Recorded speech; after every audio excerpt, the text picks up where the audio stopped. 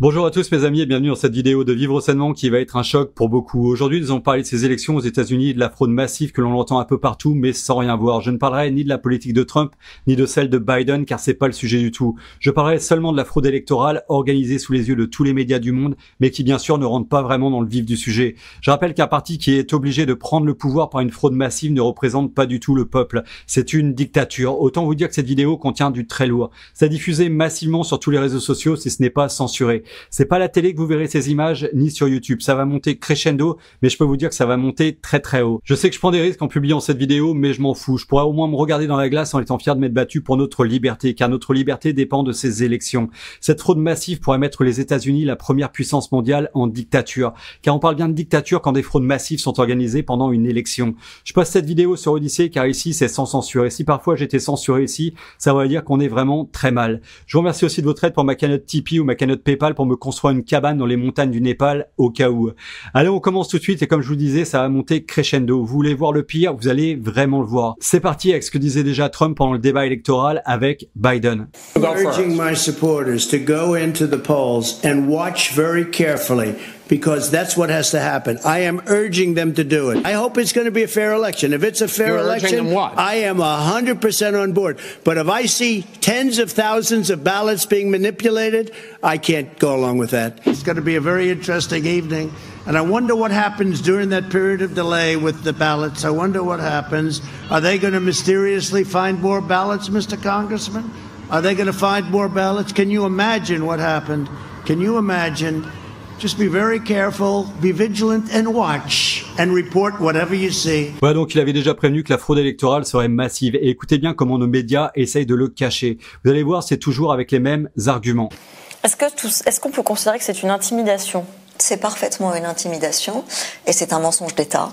Il n'y a pas de fraude électorale aux États-Unis, mais il y a un discours sur la fraude électorale. Fraude électorale, c'est l'élément de langage de ces suprémacistes blancs au pouvoir qui venaient du Sud, dont je parlais tout à l'heure, qui depuis l'élection de 2000, c'est-à-dire depuis le moment où il y a à la fois une contestation de la question du vote populaire et en même temps une réalité inéluctable qui est que les Noirs et les Hispaniques prennent la parole, deviennent des citoyens pour lutter contre ce balancement démographique et le fait qu'enfin il y a une parité raciale pour la question de l'accès à la citoyenneté, on a inventé depuis 2000, depuis la contestation de la Floride, cette idée qu'il y aurait des fraudes, c'est-à-dire que des hispaniques et des noirs voteraient 2 fois, 4 fois, 5 fois, 6 fois.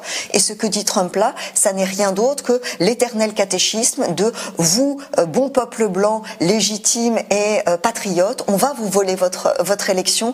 Par conséquent, si je ne suis pas élu, c'est qu'il y a une fraude, c'est donc que les immigrés et les noirs conspirent à vous prendre votre beau pays. Je rappelle juste à cette dame que la communauté afro-américaine et latino ont voté massivement pour Trump et c'est la grande désillusion du parti de Biden qui espérait les avoir dans sa poche. Et écoutez comment Biden avait déjà annoncé sa fraude. Secondly, we're in a situation where we have put together, and you guys did it for our the President Obama's administration before this.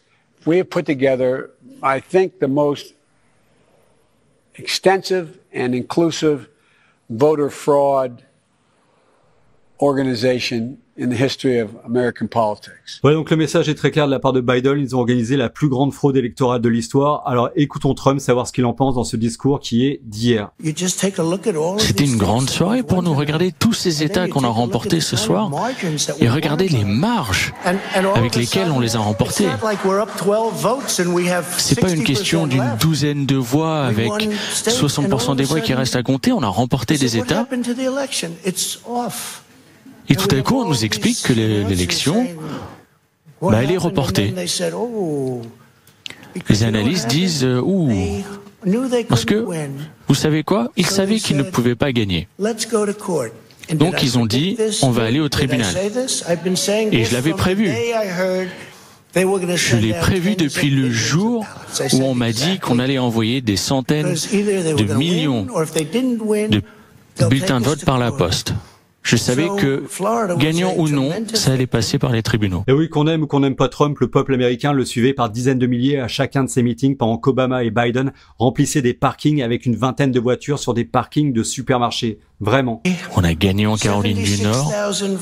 On a 76 000 voix d'avance avec presque aucune voix qui reste à compter et tout à coup, tout s'arrête. C'est de la fraude. avec comme victime le peuple américain. C'est une honte pour ce pays. On se préparait à gagner cette élection. Et honnêtement, on a gagné cette élection. Alors vous allez me dire, oui, c'est des mots, juste des mots, et moi je vous réponds, vous inquiétez pas, va y avoir des preuves, vous allez voir, c'est du costaud. Mais que va faire Trump maintenant? Notre objectif aujourd'hui sera pour le bien de ce pays de garantir l'intégrité de nos élections. C'est de la fraude contre notre nation. Nous souhaitons que la loi soit appliquée correctement. Donc, nous irons à la Cour suprême des États-Unis. Nous souhaitons que les votes soient arrêtés. On ne veut pas qu'ils retrouvent des bulletins de vote à 4 heures du matin. C'est un moment très triste pour moi. C'est un moment très triste. Nous allons gagner et en ce qui me concerne, on a déjà gagné. Et là, vous vous dites, mais pourquoi il dit ça? Des bulletins retrouvés à 4 heures du matin? Alors, regardez, on est dans le Michigan où Trump avait une avance très confortable. Le dépouillement était presque terminé et soudainement, à 4 heures du matin, 140 000 bulletins furent retrouvés et devinez quoi? C'était du 100% des bulletins pour Biden et en quantité suffisante pour qu'il passe devant Trump et qu'il gagne le Michigan. Il n'y avait pas un seul bulletin pour Trump ou les autres candidats. Et regardez ce qui s'est passé dans le Wisconsin.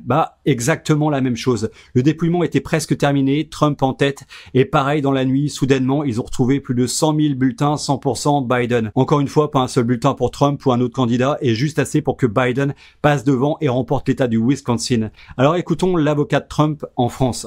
Il faut regarder en face qu'est-ce qui s'est passé. Il y avait 2 lois différentes qui ont été prévues par rapport au comptage des voix. Il y avait la loi en Pennsylvanie qui a prévu clairement, expressément que les comptages des voix auraient pu commencer dès le lendemain pendant 3 jours. Et ça a été approuvé par la Cour suprême d'État de Pennsylvanie. Et les autres États, ils ont commencé à compter les bulletins de vote par correspondant déjà avant. Et il n'y avait aucune loi qui avait prévu la prolongation et l'arrêt de ces comptages parce que quand on met en place une prolongation, il faut mettre en place la protection des boîtes dans laquelle on met ces bulletins de vote pour éviter la fraude. Aujourd'hui, on a des boîtes dispensées sur l'ensemble du territoire dans un État qui sont pas protégées et toute personne peut mettre un bulletin de vote supplémentaire dedans et ça crée une situation de fraude qui peut exister. Et c'est ça qui peut créer une irrégularité. Et pourquoi M. Trump a dit qu'il y a la procédure est viciée? Non, c'est un problème parce que aujourd'hui, il y a une question qu'on va dans les Michigan, tout d'un coup, dans les comptages des voix, on se trouve 200 000 nouvelles voix d'un coup pour M. Biden qui apparaissent. Non, qui d'un coup, ils apparaissent en 1 minute. Donc c'est à la Cour suprême finalement ça viendra de trancher si jamais on ne s'en sort pas et que ça sera à la Cour suprême de trancher dans cette affaire-là. Éventuellement, ils vont saisir les juridictions et on espère que ça va aller assez vite. Et oui, car tous ces bulletins sont arrivés, comme il le dit, en l'espace d'1 minute dans ces 2 États. Mais ce n'est pas les seuls États où la fraude fut organisée. Regardez ici dans la colonne de gauche, c'est le nombre de personnes inscrites sur les listes électorales. Et à droite, c'est le nombre de personnes qui a voté. On peut dire que dans tous ces États, le nombre de votants est supérieur au nombre d'inscrits. Dans le Nevada, nous avons 25% de plus. En Pennsylvanie, 9% de plus. Au Minnesota, 7% de plus. En Caroline du Nord, 8%. Au Wisconsin, 5%. Dans le Michigan, 5%. En Arizona, 5% également. Et en Géorgie, il manque 9% car tout n'est pas encore dépouillé. Et tous ces pourcentages sont par rapport au nombre d'inscrits en admettant que 100% des inscrits se sont déplacés et ont voté. Ce qui est évidemment impossible. Alors écoutons ce qu'en pense ce maire à Philadelphie. Quand ces bulletins envoyés par la poste sont hautement louches, de toute façon, cette forme de voter a toujours été considérée comme la meilleure possibilité de frauder. C'est selon le New York Times quand c'était attribué à Donald Trump, candidat. Nous étions supposés d'être permis par la loi d'observer le dépouillement des bulletins. Maintenant, observer veut dire pour n'importe quelle personne intelligente d'être capable de le regarder. La façon dont c'est interprété par la machine tordue démocrate de Philadelphie est que les observateurs peuvent être à 30 ou 40 mètres de distance. Jamais la possibilité de voir les bulletins par eux-mêmes. Jamais la possibilité de voir si c'était correctement tamponné par la poste, avec la bonne adresse, avec la bonne signature à l'extérieur. Toutes les choses qui mènent souvent à la disqualification des bulletins. C'est très facile de balancer 200 000 bulletins frauduleux parce qu'ils ne sont pas observés. C'était comme ça pendant 20 heures. Tant que vous tous pensiez qu'il y avait un dépouillement légitime à Philadelphie, c'était totalement illégitime. Et laissez-moi aussi ajouter, et cela n'arrive pas seulement ici.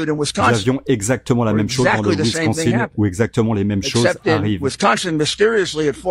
Ou à 3 heures ou 4 heures du matin, mystérieusement, 100 000 bulletins sont apparus. Ouh, maintenant les bulletins arrivent. Nous n'avions aucune idée s'il y avait des bulletins. Nous n'avions aucune idée s'ils étaient signés, s'ils étaient tamponnés, si ce n'était pas la même personne qui l'avait envoyé. Et ils ont tous été comptés. C'est de cette manière qu'ils essaient de gagner. Il y a des situations similaires en Arizona, la même situation au Nevada, et la même situation au Michigan. Alors regardons la situation à Détroit. Nous avons eu 4 788 enregistrements en double sur la liste électorale. 32 519 électeurs inscrits en plus que les électeurs normalement en âge de voter. 2 503 personnes décédées enregistrées sur les listes. Et enfin un voteur né en 1823. Mais vous inquiétez pas, tout va bien. Écoutons Eric Trump. Nous avons déclaré la victoire en Pennsylvanie. Nous sommes premiers avec 400 000 votes en plus, avec 86% de votes comptabilisés. 86%. Nous avons toujours des votes républicains venant du parti de Trump. Et les démocrates savent que le seul moyen pour eux de gagner cette élection est de tricher en Pennsylvanie. Et on l'a vu dès le premier jour, nous l'avons vu dès le premier jour. Ils ne laissent pas nos observateurs du dépouillement regarder le dépouillement, ils ne les laissent pas à l'intérieur. Il y a des vidéos d'eux passant du matériel collatéral dans tous les sites de vote en Philadelphie. Ils sont en train d'essayer de tricher, ils essayent de tricher. Ils ont des posters de 1,50 m sur 1 mètre sur les sites de vote. Partout dans la ville disant voter pour Biden et Harris, ce qui est tout à fait illégal. Ils donnent des flyers. Les superviseurs, certains d'entre eux portent des masques avec écrit Biden, Harris. Sur les sites de vote, ce qui est totalement illégal. Et maintenant, nous avons avec nous Jérémy, qui est un observateur du dépouillement. Il ne le laisse même pas regarder quand il compte les bulletins. Ils le mettent derrière des barrières à 40 mètres de distance où ils ne peuvent pas voir le dépouillement. Mes amis, c'est de la fraude. C'est une fraude totale. Et oui, c'est clairement de la fraude. Et dans tous les États restants en liste où Trump est encore en tête, ils ont bloqué le dépouillement. Ils ont subitement arrêté de compter. Regardons l'Alaska, 62,9% pour Trump et 33% pour Biden. Et ils ont stoppé le dépouillement sans aucune raison. C'est juste incroyable. On essaye de nous piquer cette élection parce que ils savent que c'est la seule façon pour eux de gagner. Donc, on a nos avocats, on va lancer des poursuites. C'est dommage. C'est vraiment la dernière chose qu'on a envie de faire ou que mon père a envie de faire. Mais là, on fait face à de la corruption caractérisée. C'est inacceptable. Ça n'est pas juste. C'est pas la démocratie. Et regardons à Milwaukee où des bulletins sont apparus comme pas miracle dans les différents sites de vote où ils ont trouvé jusqu'à 2 fois plus de votants que les électeurs enregistrés sur les listes électorales. On nage en plein délire. Écoutons maintenant une avocate de Trump qui était sur le site et n'a rien pu faire pour faire rentrer les observateurs du dépouillement. Ce que nous avons vu, nous avons une vidéo de ça et nous allons vous la remettre. Ils ont installé une barricade de policiers tout autour du périmètre et ils gardent nos observateurs de dépouillement à distance, environ 40 mètres. Au moins 40 mètres, vous pouvez juger par vous-même. Ils ne les laissent plus regarder. Il y a un monsieur nommé Saf Bluestein, qui est un assistant du commissaire de la ville. Il porte un badge de la taille d'une balle de baseball, et autant que je sache, il n'est pas officier de police judiciaire. Donc ça ressemble à de l'intimidation pour moi, avec une barricade de police et un homme portant un énorme badge autour de son cou. Il leur a dit qu'il ne pouvait pas venir plus près, et la raison était qu'il ne pouvait pas interférer avec le processus. Et un autre truc à propos du Covid, et nous savons tous que nous devons rester à 1,50 m du site de vote. Nos observateurs de dépouillement n'ont aucun problème à rester à 1,50 m de distance. Ils n'étaient pas autorisés à faire ça, donc on va vous remettre cette vidéo aujourd'hui, parce que, ils avaient des jumelles, nos observateurs avaient des jumelles, Ils les ont bloqués avec les jumelles, mais après elles ont dit « Ok, vous pouvez utiliser les jumelles ». Donc c'était la seule chose permise pour observer les bulletins. Clairement, quand vous voyez comment la salle est grande, vous ne pouvez pas voir chacun des bulletins. Vous pouvez voir seulement ceux qui sont près de vous. Donc c'est la seule chose permise par eux et nous avons besoin de voir les bulletins. Donc on a besoin de remédier à ça parce que nous avons gagné en Pennsylvanie et nous voulons chaque vote compter d'une manière juste. Alors regardez maintenant comment à un moment dans la nuit ils ont décidé de virer les observateurs dans les centres de dépouillement.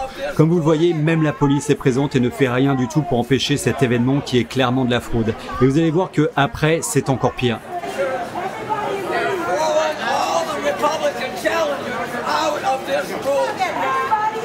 C'est, messieurs, l'homme qui a été volontaire 2 jours de son temps à une tâche civique et a été obstrué d'une manière horrible par la machine tordue démocrate de Philadelphie qui a été ici depuis trop longtemps.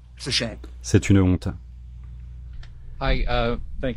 Merci, Monsieur le maire. Jeremy Mercer et moi, j'étais au site de vote, ouvert de 7h à minuit, de retour ce matin avant 8h jusqu'à 14h30. Et comme ça a été décrit très bien,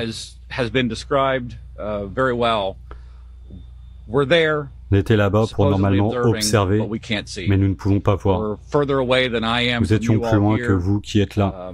Au moins 30 mètres de distance des bulletins ouverts. On ne pouvait pas les voir. Nous ne savons pas ce qui est en train de leur arriver. Et regardons ce qui s'est passé vraiment. Comme on peut voir, tout le monde est dehors et vous allez voir que c'est encore pire après sur d'autres sites.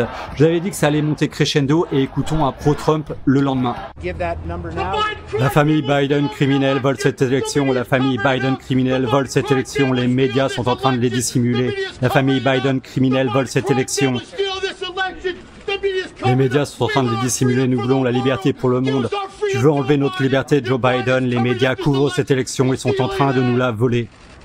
On peut dire qu'il n'est pas content et on comprend très vite pourquoi. Regardez, ils sont clairement en train de cacher la vue aux observateurs juste à l'heure où les bulletins sont apparus. Si ça, c'est pas de la fraude, alors moi, je suis une vache qui rit.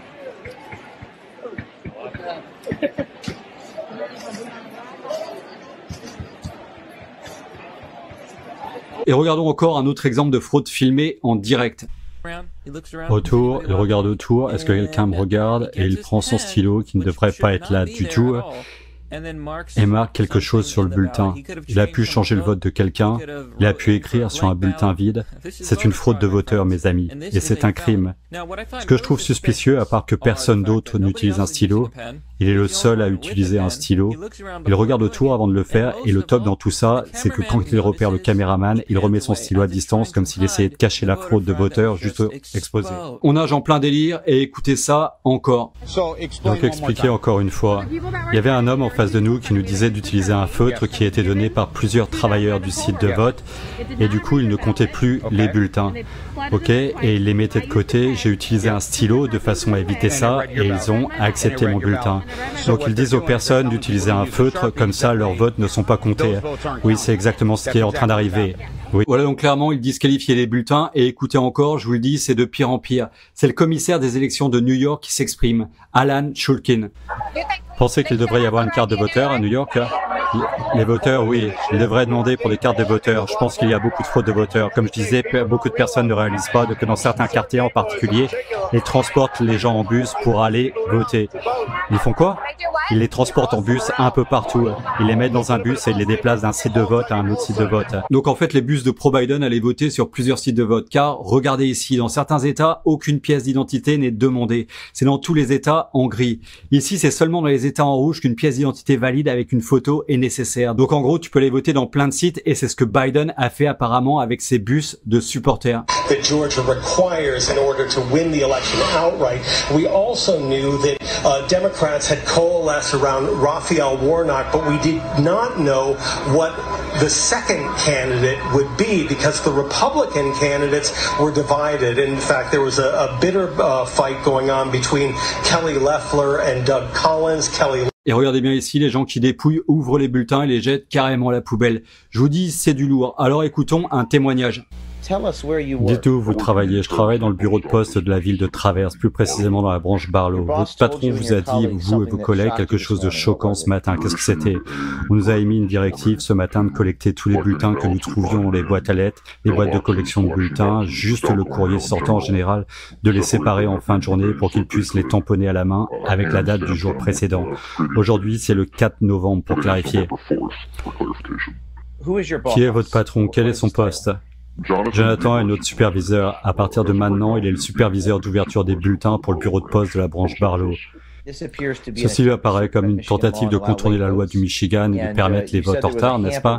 Et vous disiez qu'il y avait un panier où les porteurs de bulletins de vote étaient supposés laisser les bulletins. Où sont les bulletins maintenant? Ils les mettaient dans des sacs express pour les envoyer au centre de distribution. Concernant le panier, il y avait un panier standard où les bulletins de vote étaient supposés aller, et il y avait une benne où ils étaient supposés mettre tous les bulletins collectés aujourd'hui. Qu'est-ce qui te pousse à parler? C'est louche. Je n'aime pas les choses louches. Ça sent la corruption. Aussi, connaissant les penchants du bureau de poste au niveau politique, ça ne me semblait pas être normal. Quel est votre message à d'autres employés de bureau de poste qui voient des choses comme ça?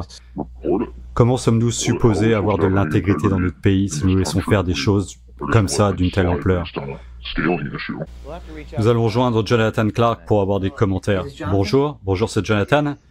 Oui, je suis un journaliste de Project Veritas, je suis James O'Keefe et j'ai des informations que vous, messieurs, avez tamponné des bulletins avec la date du jour précédent, le 3 novembre. Il a juste raccroché. Voilà donc des votes par correspondance totalement truqués et un autre témoignage d'une femme faisant le dépouillement. Et qu'avez-vous vu? J'ai vu des bulletins qui pouvaient appartenir à n'importe qui. Ils ne sont pas inscrits dans le livre d'enregistrement, ils ont des faux noms inscrits dessus. Et que font-ils avec ces bulletins? Je les défie car je suis supposé les mettre dans une boîte pour faire évaluer, mais après de nombreux bulletins. Donc ils sont remplis de manière incorrecte et vous cherchez à les disqualifier? Oui, ils sont remplis de manière incorrecte. Ils n'ont aucun nom, ils n'ont pas d'adresse. Il y avait aussi une personne née en 1921, mais enregistrée à voter en 1900. Ça n'a plus aucun sens. Et regardez ici, dans un autre site, comment ils ont bloqué encore la vue avec des cartons.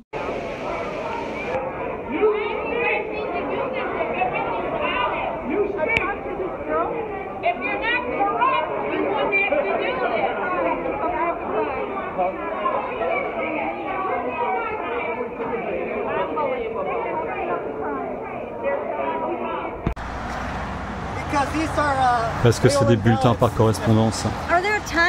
Il y en a une tonne là-dedans? Oui. Ok, vous les collectez dans beaucoup d'endroits?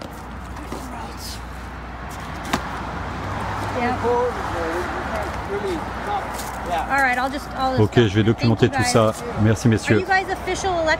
Êtes-vous des officiels de l'élection?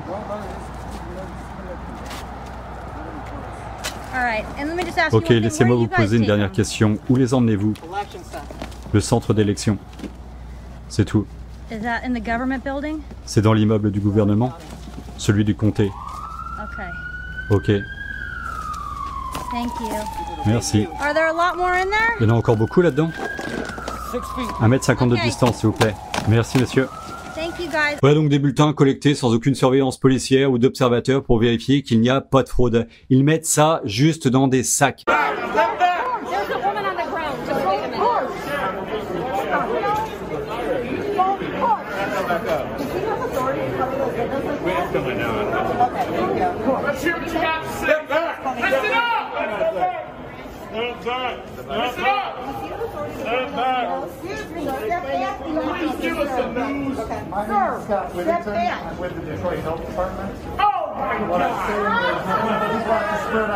Okay, why isn't he wearing a mask right there then? If the guy was covering the windows, he's not even wearing a mask. Et regardez maintenant comment la police obstrue la vue à ces observateurs qui veulent juste voir ce qui se passe à l'intérieur. Et ils prétextent que c'est pour des raisons Covid, alors qu'une des personnes présentes montre que des personnes à l'intérieur n'ont pas de masque, mais tout va bien. Donc j'ai le Baxter, monsieur Baxter, je me rappelle plus. Je suis allé voir le responsable parce que j'avais des bulletins douteux parce qu'ils n'étaient pas inscrits dans la liste. Donc j'ai juste traité un sac de 500 personnes qui ne sont pas enregistrées, elles ne sont pas sur la liste supplémentaire. Étiez-vous à l'intérieur? Oui, j'y suis depuis ce matin, toute la journée et je viens juste d'en sortir. Allez, un autre témoignage pour la route avec leur combine pour empêcher les GOP, en gros les observateurs des différents partis, de rentrer pour surveiller le dépouillement. Parce qu'ils ont signé ce matin en rentrant mais pas en sortant. Ils n'ont pas assez de personnes GOP à l'intérieur, mais ils ne veulent pas nous faire rentrer. Je me suis assis pendant 2 heures, 1h30, mais même avec un avocat, ça ne changeait rien, ça n'a absolument pas de sens. Ils mettent des planches sur les vitres pour que vous ne puissiez pas voir ce qui se passe à l'intérieur. Quand les gens commençaient à filmer, c'était un énorme cauchemar. On est supposé avoir 5 personnes à l'intérieur, mais il y en a peut-être 3. Donc quand les gens prennent des photos, ils prennent un gros carton pour cacher ce qui se passe à l'intérieur. C'est du n'importe quoi. Le plus important, c'est qu'ils ne nous disent pas combien de personnes GOP sont à l'intérieur. Ils disent qu'il y a trop de gens rentrés qui vont signer, mais personne ne nous dit de signer en sortant. Et on termine avec Raïm Kassam, le rédacteur en chef de The National Pulse, un grand journal d'investigation, s'exprimer. Un vol, c'est à des kilomètres de mon estimation. C'est la plus grande fraude électorale commise sur la population des États-Unis. Vous devez l'appeler une fraude. C'est une fraude massive. Et ils ont opéré cette base. Maintenant, le marathon que vous pouvez faire en arrière-plan, vous pouvez continuer. Maintenant, nous avons des avocats. Voilà, je pense que le message est évident. La fraude est claire, nette et précise. Elle est irréfutable. Alors, ne croyez pas tout ce que vont dire les médias et les réseaux sociaux. La fraude est bien réelle. Qu'on soit pour Trump ou pas, un parti qui est obligé de frauder massivement pour se faire élire n'est pas la représentation du peuple, c'est une dictature. Un Macron, t'en penses quoi avec tes potes? Et vous mes amis, qu'en pensez-vous? Voilà, cette vidéo est terminée pour aujourd'hui, j'espère qu'elle vous a plu. Si c'est le cas, cliquez sur j'aime et partagez massivement sur les réseaux sociaux. Abonnez-vous à la chaîne si ce n'est pas encore fait et à très bientôt pour une prochaine vidéo sur Vivre Sainement.